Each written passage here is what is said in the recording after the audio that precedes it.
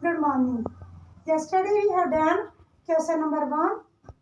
Today we will do question number 2. If the cost of one burger is rupees 50.50, find the cost of 25 such burgers. बेटे यहाँ मुझे एक burger की cost given है, one burger. Find the cost of 25. मुझे एक से many पे जाना है, तो जब हमें एक से ज़्यादा के लिए किसी की कीमत फाइंड आउट करनी होती है तो हम उसके लिए क्या करेंगे, मल्टीप्लाई. तो यहाँ मेरी स्टेटमेंट है the cost of one burger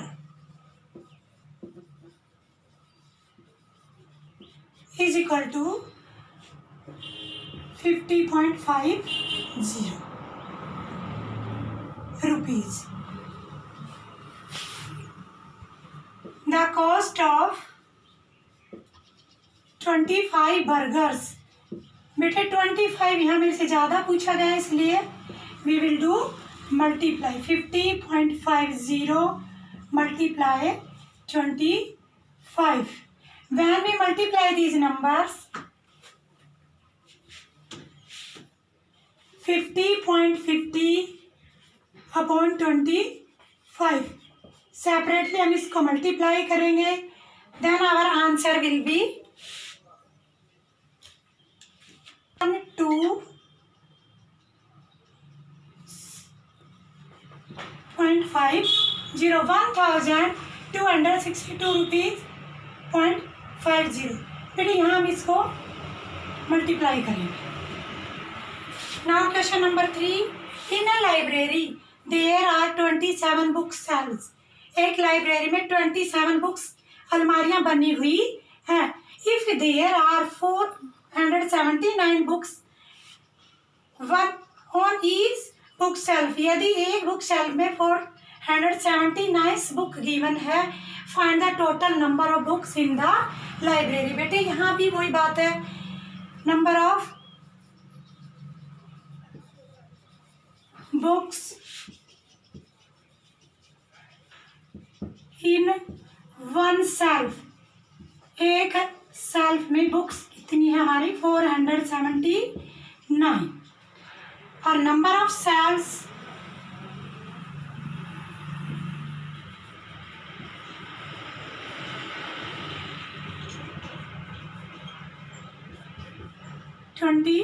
seven. Last time से पूछे उठे total number of books.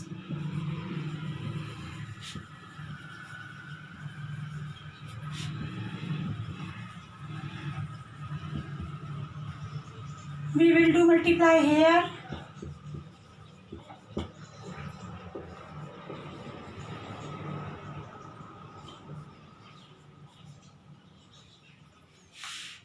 So our answer is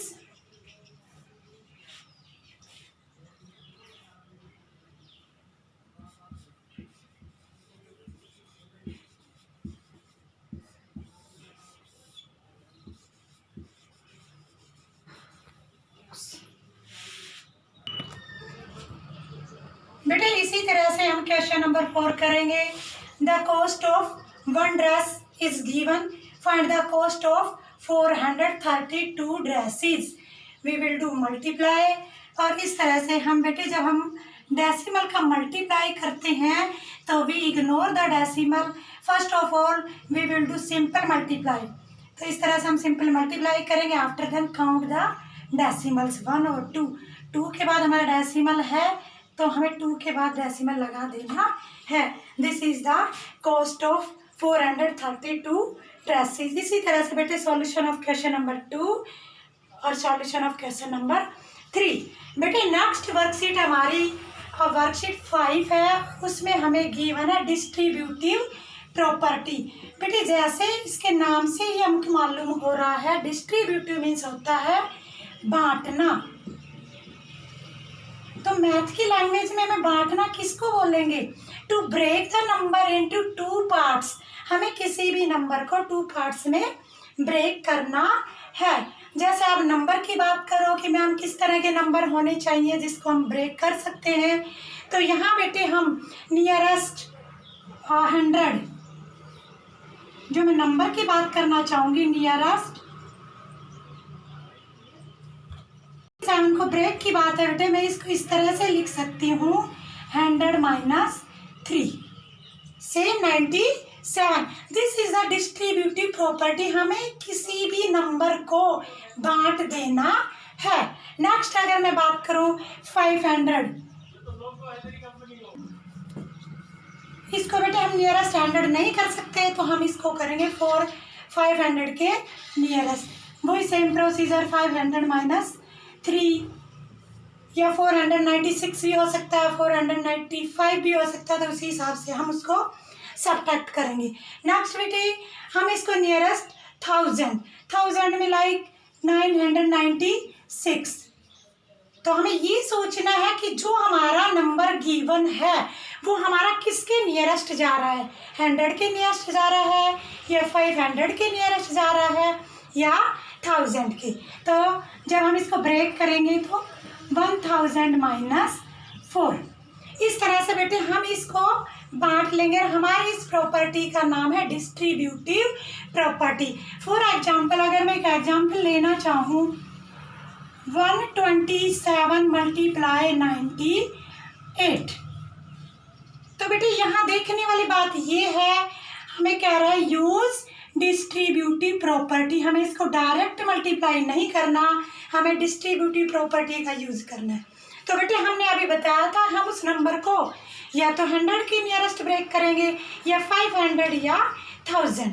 तो मेरा जो अगला स्टेप बनेगा 127 मल्टीप्लाई 100 माइनस 2, तो बेटे ये हमारा क्या हो गया, डिस्ट्रीब्यूटिव प्रॉपर्टी। जो भी नंबर हमें गिवन है उसको हमने ब्रेक कर दिया। बेटे अगर मैं इसका सॉल्यूशन किस तरह से करूँगी, अगर मैं इस तरह से मल्टीप्लाई करूँ तो हमारी कैलकुलेशन बहुत लार्ज चली जाएगी, like this 127 multiply 98, step by step जैसे मल्टीप्लाई करते हैं। लेकिन बेटे यहाँ 127 को एक बार मैं 100 से मल्टीप्लाई करूँगी। देयर आर 2 स्टेप्स, हमें बेटे प्लस लगाना है या माइनस, यहाँ से डिसाइड करना है। इनके बीच में हमारा जो सिंबल है वो माइनस है। तो first step 127 multiply 100 minus 127 multiply 2। तो बेटे यहाँ पहले मैं इसको 127 को मल्टीप्लाई 100 करूँगी माइनस 127 मल्टीप्लाई 2। इस तरह से बेटे इसका नेक्स्ट डिस्कशन हम मंडे को करेंगे। तो बेटा आप इसको रीड करके आओगे डिस्ट्रीब्यूटिव प्रॉपर्टी होती क्या है। There are 2 or 3 types of distributive property. Thank you, have a nice day.